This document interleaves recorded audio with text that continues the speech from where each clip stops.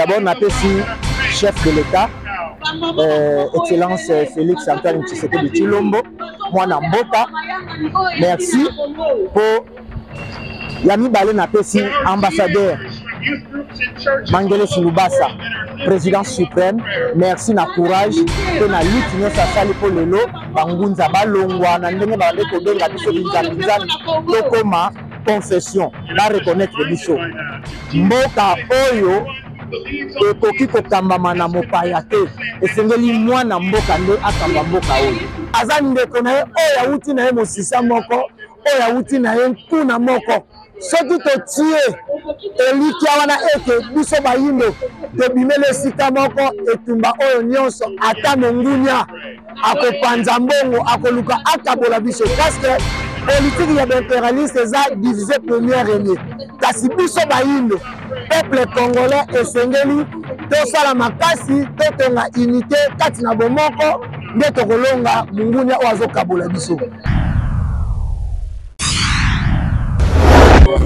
Mbote na baimboka mbote na biso bozali na biso mbote na mabesa lipo bisome na papi Kelly na papi atunga bisika bozali mbote na bino lelo toza na kati ya paye du peuple elongo na bangunza en tout cas lelo toyebi bino lisolo ya bangunza batemi mpona bomoko ya mboka na biso bataki ke spiritualité etelema mpe elamuka moyindo elamuka ne lelo toyekolakisa bino ndenge bayindo bazolamuka lelo batelemi lelo banakala bazalaki te me lelo bango mpe bakosi makambo na biso basangani kaka bango na bango tika nzela bongo bavei nyonso basangani mpona lokumu ya mboka na biso kolakisa bamindele oyo bauti koya oyo bauti mpe ya président na biso ya Amérique ya trône bayekolakisa biso ke bayekotalisa bango biso mpe tosali kati na bonzambe nzambe mpe asalaka bayekotala ndenge tokumisaka nzambe ndenge tosanganaka mpona mboka na biso yango bangunze batalaki batikali bazongaki nsima te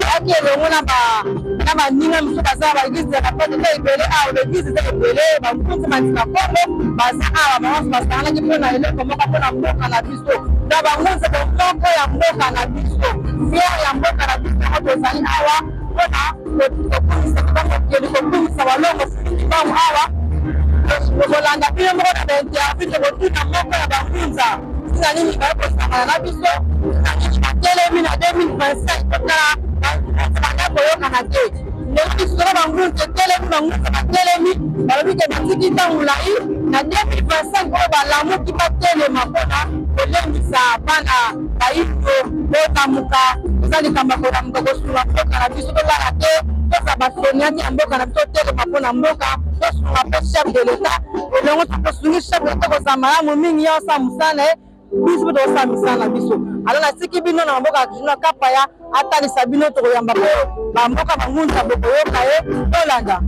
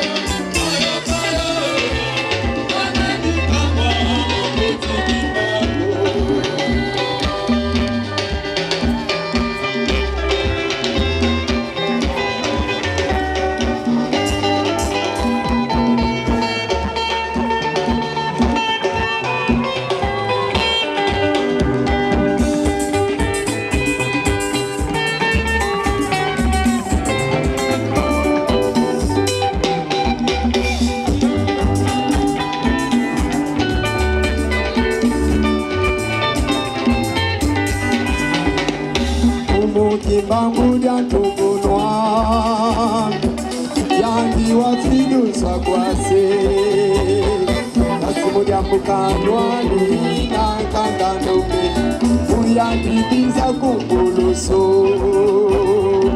Umuni watidu sakwase Nasimu jambu kandandoke Makizuni Maki bebe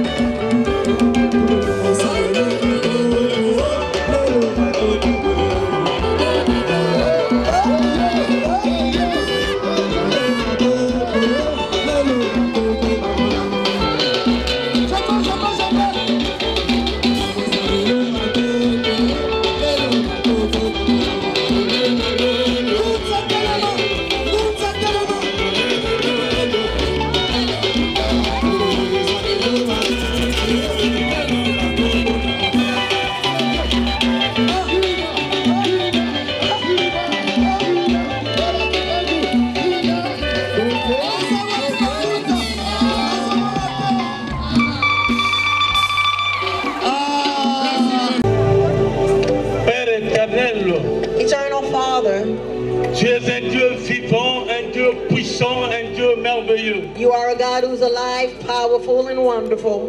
C'est toi le maître du temps et des circonstances. You are the master of time and circumstances. C'est toi qui as rendu possible cette rencontre. You are the one who made this gathering possible.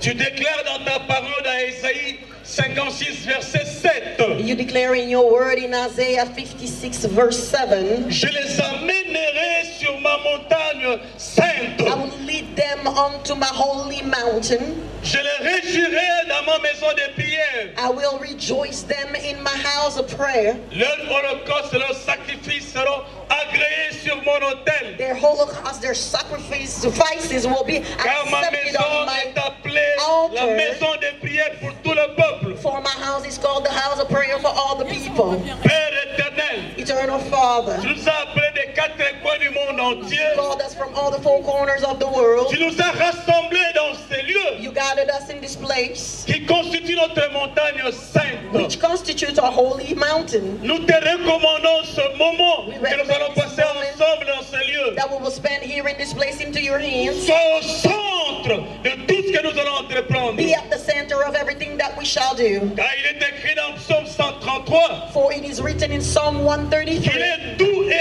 agréable sweet and pour agreeable de faire de demeurer ensemble. for brethren to dwell together. C'est là que tu répands tes bénédictions.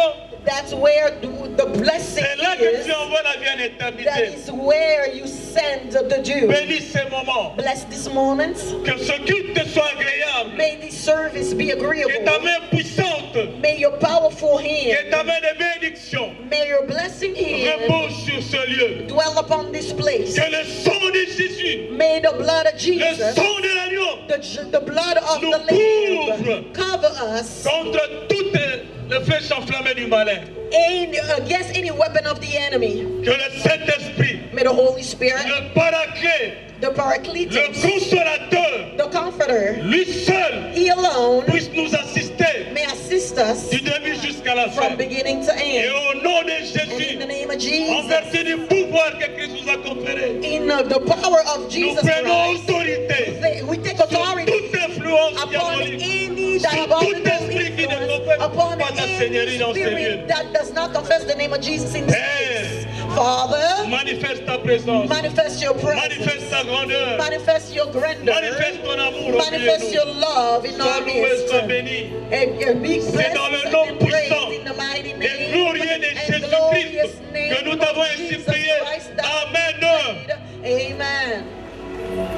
nakanisaki okobeta maboko I koleka thought that you wana would clap a little more than that. lelo ezali mokolo monene Today is a great day. oyaki ebele depuis Kala. You came a long time ago, and many of you came in this place. May God bless you for your presence here. Tozali kosenga na ambassadeur itinérant Antoine Gonda. We are asking the itinerary ambassador Antoine Gonda to come forward. Pona kopesa maloba ya boyambi bapaya na biso. Give us a welcome word. Akosala un mot de bienvenue pe a expliquer circonstance ya mayangani oyo ezali nini. Explain the reason why we are God.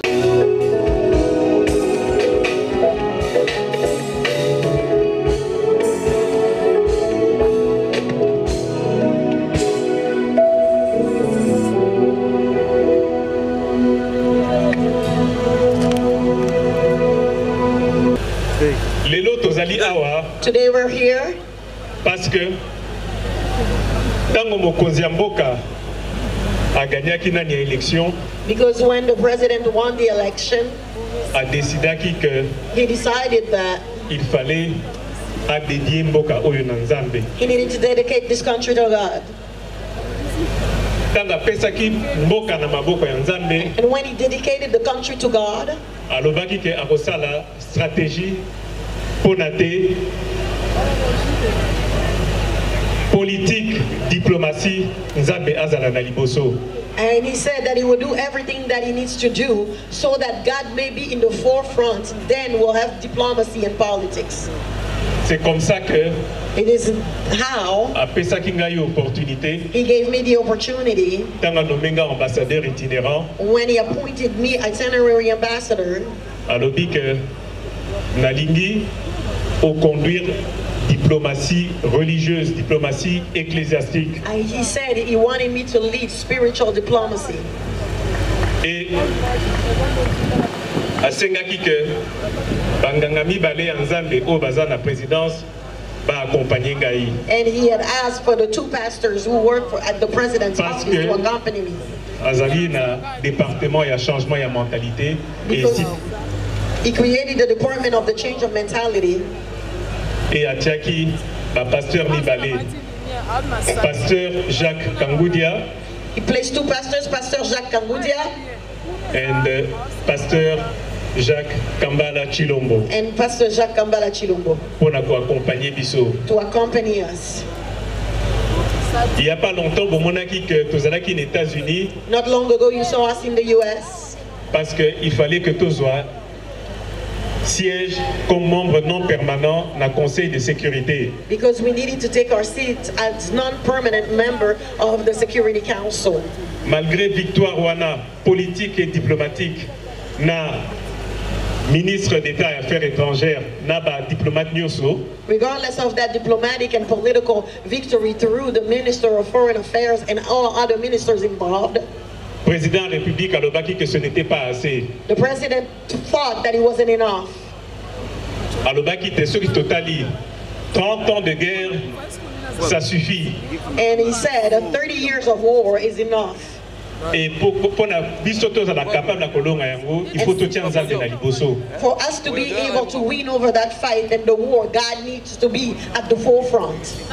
Yango wana nde na États-Unis. That's the reason why in the US. Tango natali ndenge bango bazali organisé. Tango natali ndenge bango bazali organisé aux États-Unis, il fallait que au niveau de la Maison Blanche, na constataki que bazalaki na bureau ya foi. The way I saw the US organized, and I saw that at the White House they had created and put in place a Bureau of Faith. Que President Donald Trump a tiaki kuna. That President Donald Trump had put in place there at the White House. Sokiye mokonzi ya makasi kuna azali kondima Nzambe ebongo biso ndenge le President Tshisekedi. Such a powerful president is able to accept God and put him at the forefront. What about us? President Tshisekedi wanted to do the same. Yangwana nde na kotala ndenge akosala ti finalement na lobi ke bango bazana ba congressmen ba député na bango bazalaka oya bandimi Nzambe il fallait pe natali pa ina biso o ini na kokai ko salisa nga pona te tolonga etumbana In the same way, I saw that the way they were organized in the U.S., they have congressmen that are children of God, and they use them to work spiritually for victory. And I needed to see and look in our own country, those who are children of God in parliament as well. That's the reason why I called it Honorable Eliezer Ntambwe. Azalaki na contact na pasteur Nabiso congolais vivant aux États-Unis. And so our brother, Honorable Eliezer, was in contact with a pastor, a Congolese pastor in the U.S. Justin Mouabo. Pasteur Justin Mouabo. Penaye Tolobite a ebisingai que azana contact na vice-président. Numéro 2, il y a bureau na ya fois na Maison Blanche. And Pastor Justin Mouabo told me that he was in contact with the second in charge of the Bureau of Faith at the White House. Donc, tango ba accord ba eko signé yango. And when they signed the treaty, accord ya paix entre RDC na Rwanda. The peace treaty between DRC and Rwanda. Na supervision États-Unis. Under the supervision of the U.S. I know that there was a lot of noise around and people were saying that they didn't understand what was going on. But with the president, with the spiritual diplomacy, with our two pastors from the president's office, we said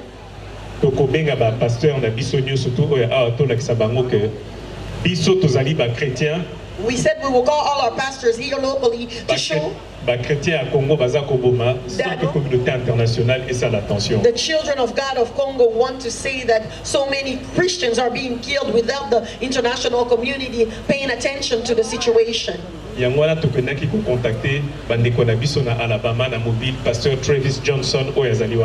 the reason why we went to Alabama, to Mobile, Alabama, to contact Pastor Travis Johnson, who's here. And when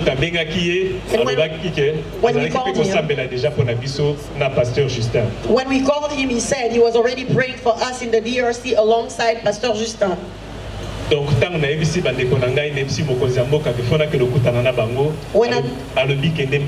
when I told my president and my brothers, the pastors, that I needed to go and meet them, the president says that I should go ahead quickly.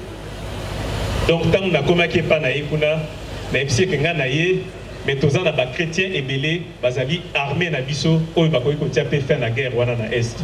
And when I went to see him, I told him I came, but behind me there's a great army of Christians who want to pray and fight for victory in the east. Donc yango wana lelo. That's the reason why today I told them to come. They came and they came to see you all. They prayed with us the past few days.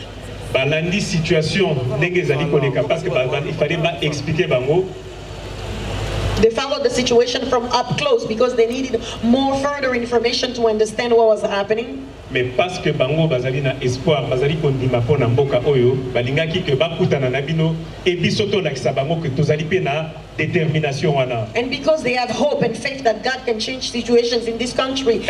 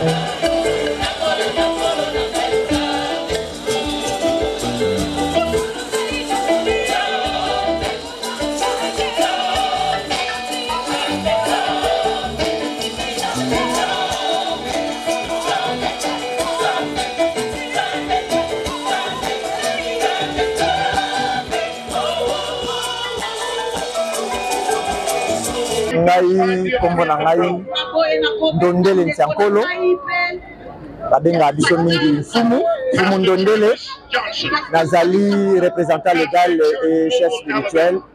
Il y a la cloche du 6 avril 1921 qui nous a dit qu'un KKN en sigle. Nazali président ou représentant provincial. Il y a inspection, il y a traité ben, au Isali, confession religieuse. Il y a l'église autochtone, Bango Nzampe en Longo. Voilà, Ngai Naza, président, inspecteur provincial, il y a ville à Kinshasa. Et Zali culte écuménique, où il s'agit 12 confessions religieuses. Bongo, parmi les 12 confessions, Bango Nzampe Bazana Kati, il y a parmi les 12 confessions. Bongo, loko la confession, tu y a qui peut porter Sam de la Ilongo, na ba confession Moussousou. Parce que Ezali Mokolo Oyo, ba ambassadeur, to ba conseiller spirituel, il y a Donald Trump, il y a Mboka États-Unis, bayaki basambela na biso longo po bayeba na ko soutenir Congo na bitumba oyo to na pasi oyo Congo eza na yango na mboka na biso yango tosanganaki tosambela elongo malgré biso toyeka ka po tosambela na bango elongo to banda déjà banda kala avant même walongo Mukimbangu bitumba ezalaki baya vita babundaki bitumba oyo mais na génération oyo nde grâce ya ambassadeur Mangelesi Lubasa oyo abundaki bitumba po lelo bangunza bakoma na confession lokola tokoti na kati ya confession tokomi na kati ya protocole d'état tozi personnalité juridique c'est pourquoi tokomi kosangana na baconfession mosusu donc tobanda bitumba oyo kala tolonde tobimisi mutu oyo mokili mobimba ekomi komona biso mission na biso mpenza ezali koteya moyindo kozongisa moyindo na bonzambe na ye na culture na ye na bokoko na bango balongola bonzambe ya bapaya bonzambe oyo eza importe oyo bayelaki biso par force babandeki koteya biso na fimbo bakoko na biso bateyamaki bonzambe soi-disant mais soki aboyi bakati ye loboko batie libende na munoko batie mabende na kote ya sexe po mutu baprive ye nyonso oyo ya ye na ntina kaka bandimisa ye bonzambe wana alors biso siko toye po toya kobunda sikoyo tolongola soi-disant bonzambe wana tobengana yango parce que bonzambe bayaka koimpose yango te bango bayaki koimpose biso kobeta biso kodeporte même bakoko na biso batonda oyo ezomona oyo eza kaka redevabilité devoir biso basala yango parce que bazwaki bakoko na biso parmi bao baza kuna bakongole baza na kati ya bindele wana to baye kaka na mabele ya bakoko na bango to baya kotala réalité ya souffrance ya bakoko na bango ya bandeko na bango po bayeba na koréparer baye koréparer ngonga ekoki mopepe bakanga yango te parce que moyindo ateyamaka malamu soki mopaya nde azoteya ye mais biso loka tozoteya moyeba yoka eza te mais ndenge bino mo bomoni ndenge yo moko omoni chinois alati foto ya walongo Mukimbangu mundele américain alati foto ya walongo Mukimbangu eza liteya deja mpo na bino bososola mpo botika tembe ngonga ekoki parce que esengeli bango bayaki koteya biso mateya lokuta bazongela maloba na bango wana po bazongela yango fo balata na bafoto wana po batalisa ete oyo tolobaki ezaki ya lokuta me bolanda foto oyo à travers foto oyo nde bino bokozwa lobiko donc à travers mokonzi Kimbangu mpe bakulu na biso nyonso nde Kongo ekozwa kinya d'abord napesi chef de l'état excellence Félix Antoine Tshisekedi Tshilombo mwana mboka merci po ya mibale napesi ambassadeur Mangelesi Lubasa président suprême merci na courage pe na lutte nyonso asali po lelo bangunza balongwa na ndenge bande kobenga biso binzambi tokoma confession ba reconnaître biso ce que se souvenir na tango ya kirtemo oyo président asalaki na investiture na ye na stade de Martyrs ambassadeur Mangelesi Lubasa lobaka mboka oyo ekoki kokambama na mopaya te esengeli mwana mboka nde akamba mboka oyo maloba oyo ezolanda lelo mwana mboka azokamba a reconnaître na biso apesi biso pe espace to s'exprimer toloba alors maloba na biso eza nini maloba na biso ezali ete samba nkulu akokosambela nkulu zanganiko sambela nano bakoko na yo kosambela bakoko ya bapaya te mokolo tokoreconnaître lutte ya walongo Mukimbangu mboka oyo makambo ebele kochange lutte na biso ezali ya kolongola bonzambe importe ya kotia oyo ya biso moko ya kotelemisa bonzambe na biso ya kozongisa culture na biso tozongisa la valeur na biso en fait mboka oyo ekende liboso c'est-à-dire soki to reconnaître lutte ya walongo Mukimbangu parce que soki indépendance esalema eza na mutu moko avant moyinda telema eza na mutu moko atelemaka andimaki na jeune âge azalaki nango ya 34 ans mais alobi non na imposition ya mindele non na bonzambe ya bapaya ezalaki wa longo Mfumukimbangu. Indépendance ezwamaki à travers bakasavubu banzezalandu, donc bref abako. Mais lelo histoire bakoma kobomba yango, bakoma ko falsifier yango, bakoma ko leksa Lumumba liboso, bakoma ko leksa batu mosusu liboso. Babosani Kimbangu oyo atelemaki bakendaki au cinéma Albert Ier si lettre na prison na Allemagne a babosana yango. Babosana même Kasavubu oyo Walongo Mfumukimbangu abandaki ko utiliser pour biso to za bonsomi bakunda histoire. Ceux qui te reconnaissent to zongisi histoire à solo to bandi ko beta histoire ya Mfumukimbangu to bandi ko loba makambu na ye to zongi na culture na biso na doctrine na biso na liturgie na biso makambo dele ko bongwa na ngonga muke bokomona makambo dele ko changer na mboka na biso na yebisi congolais atika tembe congolais tika tembe ndima ya solo Walongo Mfumukimbangu aza mokonzi pe mobikisi ya bayindo soki ndimi mboka oyo na ngonga muke ko changer lokola déjà président de la République Fachi Beton a commis qu'on comprendre déjà, to a comprenant déjà et que Sengeli Balekisa, Walongo Mfumukimbangu liboso ba tombola ye, boko mona makambo ebele ko changer na mboka oyo. Ndima tika tembe, Walongo Mfumukimbangu azamo kontinue mobikisi na yo moyini. Matondo mingi biso kombo na biso Fumuwamba Ntimba. Nazali moko mokambi ya Kilongo Mbanza Malao Massive. Oyo ezwami na commune ya Selembao na avenue Kinzongo numéro 83. Tozali bongo lisusu président ya district Afuna na 9e confession religieuse oyo bapesi biso na eleko oyo eza kokamba epai ya ambassadeur ya Mangelesi Lubasi. Mokolo mwa lelo le 13 juillet 2025 kolandela manaka bapaya soki toye kosangana na oyo sika yambo ya liboso ezali na libengisi ya tata mokonzi ya ekolo pona kolakisa yambo epai ya tata mokonzi ya ekolo ete bangunza baza na nsima ya soutien na ye ntango nyonso akozala na bosenga ya bangunza baza wana mpona kosoutenir bango.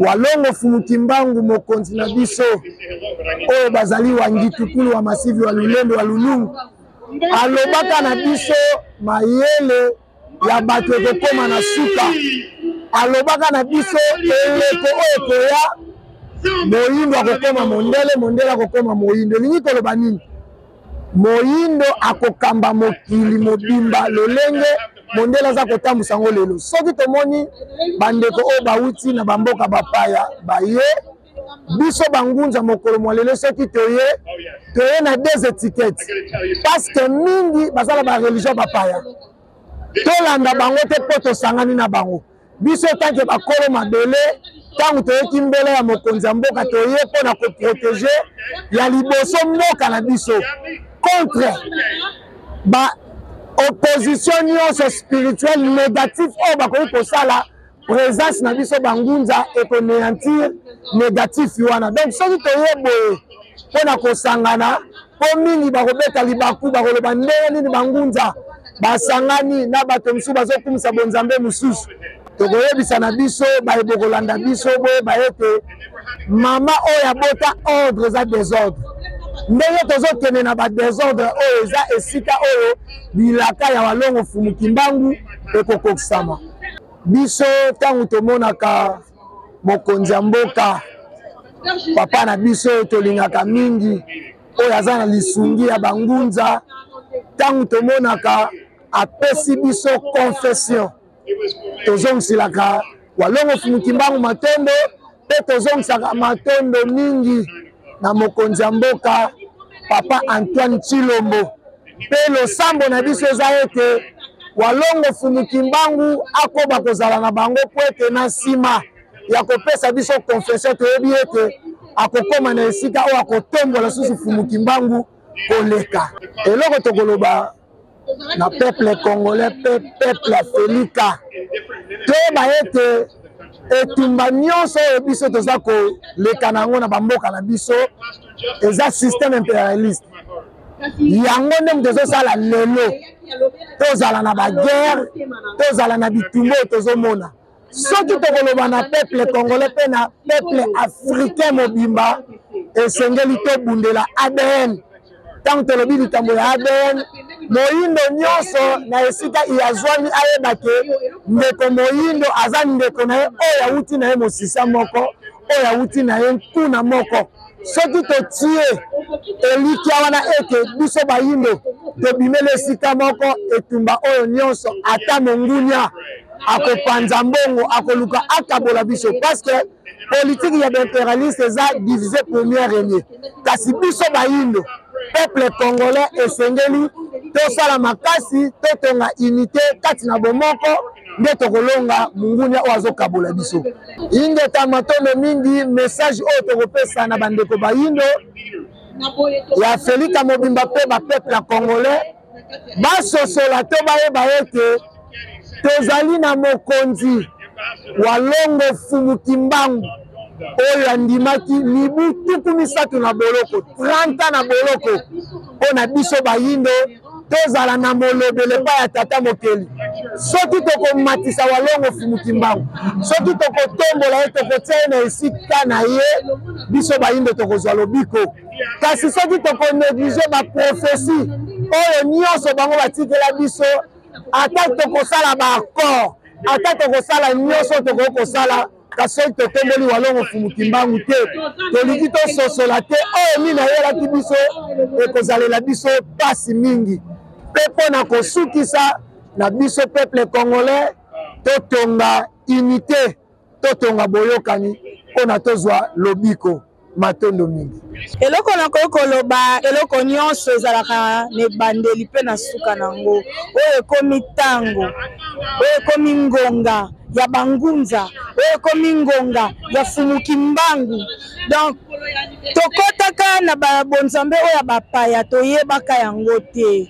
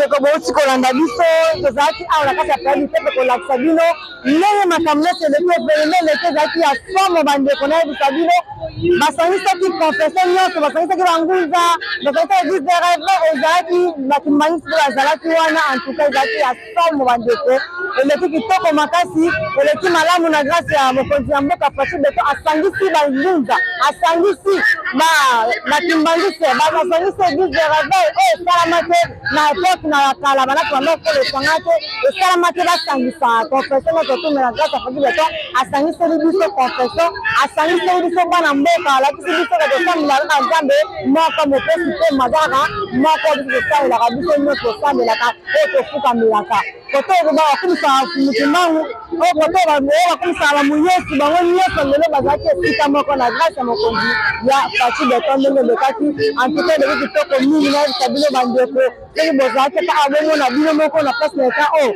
yanga bosepela makasi yango wana pesi bino merci bozalaki ebele wana kolanda bino moko boyeki ndenge bangunza balobi na mikro boyeki bino moko ndenge bangunza balobi nde basali bacommentaire na bango antuka soki mboka yo tosanga tokoyi bato moko tokolonga badia tokolonga makambo ebele soki tozala bomoko biso na biso babandi bomoko ebani na sepli makasi bomoko wana eyena na kati na biso na bato oyo tosambelaka nzambe oyo tokumisaka nzambe bomoko ntango esangani bongo esali malamu nini merci bozalaki wana ebele merci na mobose rifete sombe merci na papi keli merci na papa ndondele merci na ama luteni na kati esali merci herve mwamba abi babenge mwana komanda en tout cas merci na bino nyonso bozalaki wana ebele mpona biso en tout cas tomoni mpe na bino mbala esima